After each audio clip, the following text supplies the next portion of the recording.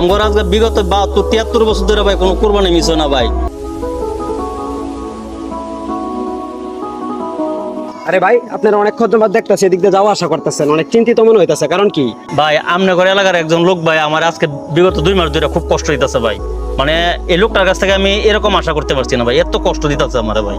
কি বলেন ভাই, আপনার মাথায় টুপি, গায়ে পাঞ্জাবি, আপনার মতো একজন পরহেজগার মানুষের সাথে মানুষ এরকম ধোঁকাবাজি করতে পারে? বুঝলাম না কি কষ্ট দিছে, আপনি আমাকে বলেন। ওর বাইরে অ্যাটেঙ্গে নলিমালি ভাঙ্গালাম ভাই জানেন না ভাই, আমার আজকে বিগত 72-73 বছর ধরে ভাই কোনো কুরবানি মিস হয় না ভাই, কিন্তু এবার ভাই কুরবানি দিবার পাইছি না ভাই।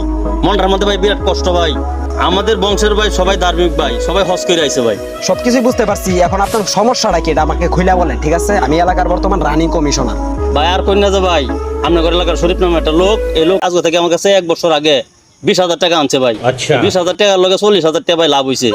আসলটা বাদ দিলাম, যদি লাভের টাকাটা আমার দিত তাহলে আমি ঈদের মধ্যে ভাই কোরবানি দিবার পারি ভাই। সুদ খাওয়া হালাল হইলো কবে?